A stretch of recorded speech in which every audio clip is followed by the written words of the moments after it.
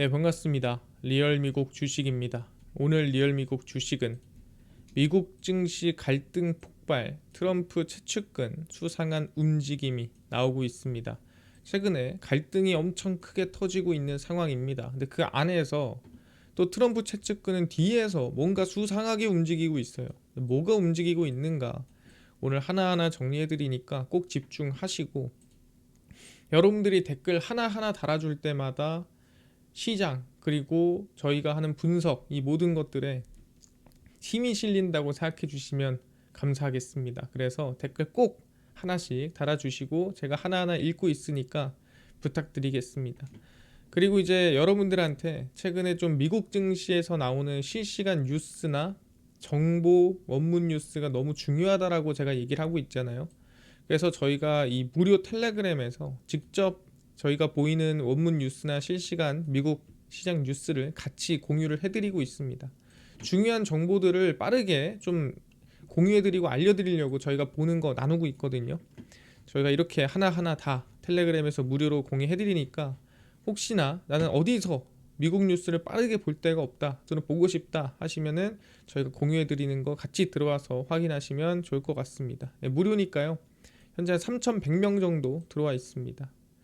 그래서 텔레그램 메인에서 확인하시고 오늘 영상 바로 시작하겠습니다. 일단은 최근에 트럼프랑 일론 머스크가 싸웠습니다. 이 두 명이 좀 사실 간당간당했어요. 약간 트럼프가 한쪽에서 약간 져주는 느낌이었는데 일론 머스크랑 이번에는 그냥 서로 그냥 어떻게 보면은 한 방씩 때렸습니다. 트럼프가 백악관 기자회견에서 머스크에 대한 불만을 공개적으로 터뜨렸고, 그거를 보고 있는 일론 머스크가 실시간으로 정면 반박을 했습니다. 그러니까 싸웠죠. 머스크가 미쳤다고 재반박했고 분노를 표출했습니다. 그래서 두 사람의 갈등에 테슬라가 14%까지 급락했는데, 그럴 만한 이유가 뭐 나라에서 주는 보조금, 나라 계약들, 너 그거 없이 살 수 있을 것 같아? 뭐 이런 식으로 얘기를 했었죠. 그러다 보니까 이제 14% 급락까지 이어졌다라고 보시면 될 것 같고요. 그래서 일론 머스크도 이런 얘기를 했죠. 나 없었으면 트럼프는 선거에서 졌을 거고 민주당이 하원을 장악했을 것이며 공화당은 상원에서 51대 49로 밀렸을 것이다. 그러니까 내가 준 그 몇천억이 너한테 얼마나 큰 돈이었는데, 이렇게 얘기를 하는 거죠.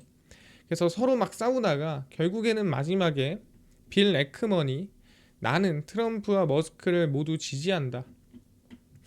그들은 위대한 우리나라의 이익을 위해 평화를 이뤄야 한다라고 중재했습니다. 그러니까 빌 에크먼이 와가지고 좀 싸우지 마 하면서 중간에 조금 서로 화해를 좀 시키려고 했던 거죠. 근데 명확하게 화해를 하진 않았습니다. 하지만 약간 지금 이 분위기가 좀 식었다라고 보시면 될 것 같아요. 하루 만에 있었던 일이죠. 근데 이런 일이 일어나는 상황에서 이제 이 트럼프의 최측근들, 가장 이제 가까운 사람들이 뭘 하고 있느냐, 이걸 좀 알고 있어야 됩니다. 그게 뭐냐라고 한다면 바로 스코페센트는 SLR 규제 완화를 준비를 하고 있는 상황입니다. 이게 뭐냐? 스코페센트 재무장관을 중심으로 관련 기관들이 시중은행에 대한 자본 규제인 보완적 레버리지 비율, 그걸 SLR이라고 부르고요. 이걸 완화하는 방안을 사실상 합의했다라고 합니다. 그 SLR이 뭐냐? 보통주 자본금을 총자산으로 나눈 값이에요. 그래서 자산의 2,500억 달러 이상 대형은행은 SLR을 3% 이상 유지하고 초대형 은행들은 5% 이상을 유지를 해라 라고 얘기를 하는 거거든요. 그러니까 총 자산분의 자본금이에요. 그 뜻은 뭡니까?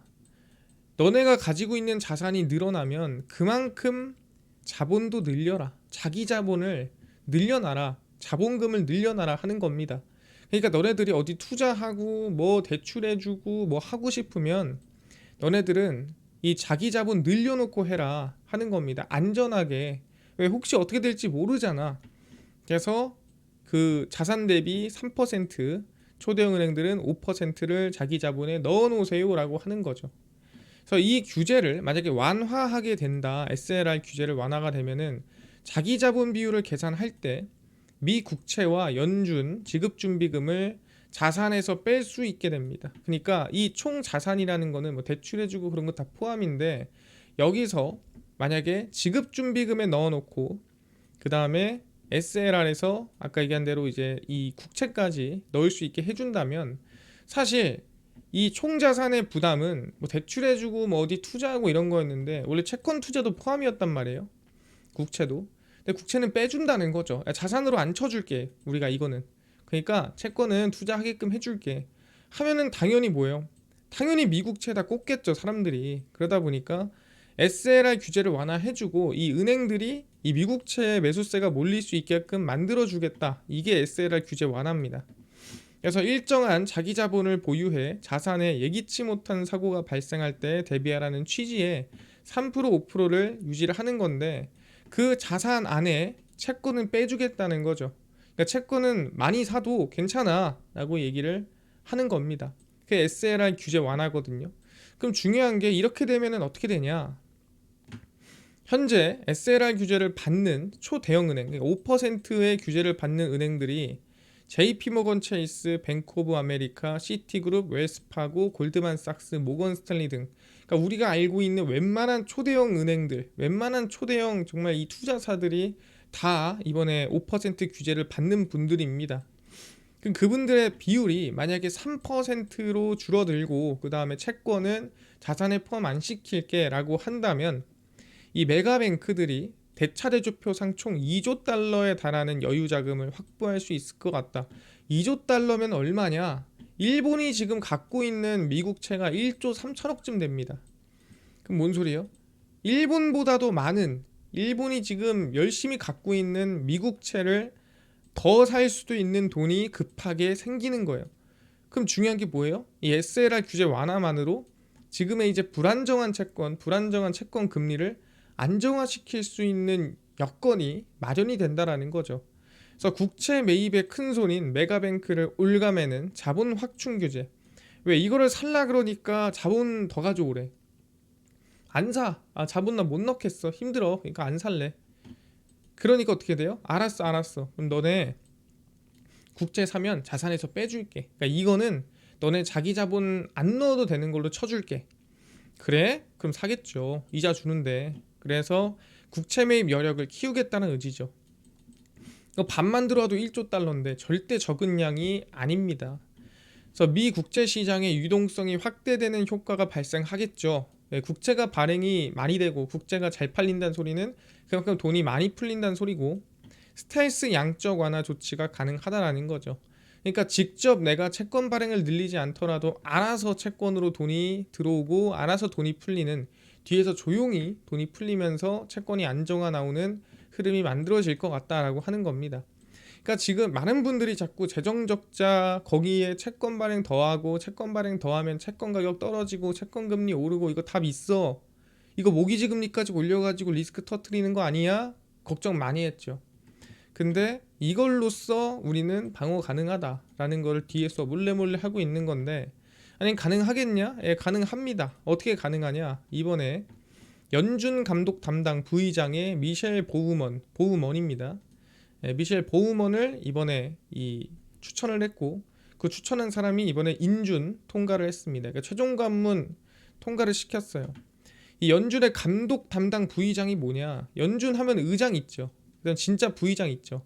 그 다음에 감독 담당 부의장이라고 따로 있습니다. 이분들은 뭐냐면 말 그대로 은행에 대한 규제, 은행에 대한 이 부분들, 리스크 이런 부분들을 이제 감독하는 부의장이라고 보시면 됩니다.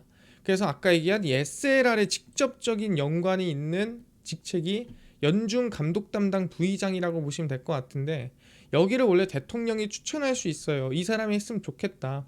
근데 트럼프가 미셸 보우먼을 추천했습니다. 그래서 미셸 보우먼을 보시면 여기 써있긴 한데 일단 연준의 미셸 보우먼 이사가 감독 담당 부의장이 되기 위한 최종 관문을 통과했고요. 도널드 트럼프 대통령이 3월 17일에 보우먼 이사를 감독 담당 부의장으로 지명한 뒤 2달 만입니다. 그러니까 3월 17일에 직접 트럼프가 지정을 했고 지명한 다음에 이번에 이제 인준을 통과하는 걸 기다렸다가 이번에 인준 통과를 했다라는 거죠. 그러니까 지명한다고 끝나는 게 아니에요. 그래서 미국 국채 시장의 주요 이슈인 보완적 레버리지 비율, 그러니까 SLR 완화도 앞장서서 주장해온 인물입니다. 그러니까 미셸 보우먼이 사실 금리 인하에 대해서 상당히 긍정적이진 않아요. 금리 인하를 하자라는 생각은 없습니다. 하지만 SLR 규제는 완화하자라는 입장이에요. 금융 규제는 좀 풀어야지. SLR 규제를 완화해서 미국채를 매수하게 하면 채권 금리 안정화와 채권 가격 안정화가 가능하다라고 보시면 될 것 같습니다. 그래서 이번에 연준 감독 담당 부의장으로 미셸 보먼 이사가 이번에 들어온다면 이거는 거의 SLR 규제 완화가 거의 완성됐다라고 볼 수가 있는 수준입니다. 그러다 보니까 충분히 이번에 채권에 대한 리스크나 걱정이 있던 부분들은 좀 어느 정도는 해소가 될 수 있지 않을까라고 기대를 가져보는 상황이고요. 그래서 결론이 그래요. 말도 안 되는 미국 장기국 채금리 상승을 안정화하기 위한 조치로 SLR 규제 완화를 준비 중이에요. 스콧 베센트가. 혼자로는 좀 힘들 수 있어요. SLR은 가지고 있는 자산 대비 자본을 확충하라는 의미입니다. 그러니까 너네가 투자 많이 하고 대출 많이 하고 이러면 너네 그거 자본 더 넣어라. 혹시 모르잖아. 그거 터지면 어떡할 건데. 근데 이제 미국채를 투자해서 빼줍니다. 미국채는 너네가 이제 하는 자산 안에서 빼주고 자기 자본 안 넣게 해줄게. 그래서 자산에서 빼주면 맘 편하게 미국채를 투자할 돈 2조 달러가 생기고 일본이 매수한 미국채보다 많은 돈이 어떻게 보면 들어갈 수도 있는 겁니다. 반만 들어가도 1조 달러인데요. SLR 규제 완화 시 채권 금리는 떨어지고 채권 가격은 상승하는, 어떻게 보면 이번에 재정 적자 또는 감세안에 대한 걱정에 채권에 대한 이 불확실성 그리고 모기지 금리를 올릴 것 같다라는 걱정, 이 부분을 좀 해소해 줄 수 있다라고 저는 생각을 합니다.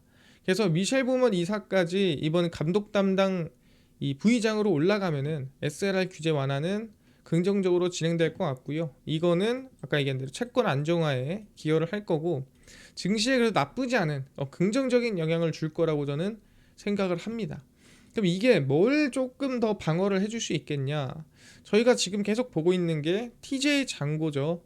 6월 4일 기준입니다. TJ 잔고고요. 보시면 3,760억 달러, 3,820억 달러 가장 최근입니다. 그나마 4천억 달러를 막 채우다가 지키다가 3,990억, 3,510억, 4,390억 지금 어떻게 3천억으로 깨졌어요. 그리고 4천억 다시 올라오나 싶었는데 아예 지금 3천억 달러대로 정박을 해버렸죠. 얘기하는 게 이제 6월 초입니다. 이제 6월 초인데 지금 3,700억, 지금 3천억대 후반입니다. 그러면 7월이 되면은, 그러니까 부채한도 인상이 되는 7월쯤 되면은 얘가 아마 2천억대로 나올 확률이 높아요. 그러면 제가 얘기하고 싶은 건 과거에 이 TJ 잔고를 채울 때 한 6천억 달러를 채우게 되면은 시장이 한 12% 빠졌어요. 대충 대략.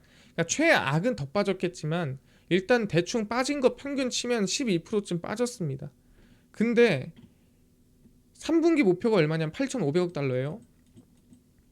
그럼 6천억이면 얼마예요? 2,500억 달러쯤 되면은 한 12%쯤 빠질 수 있는 잔고 수준이라는 거예요.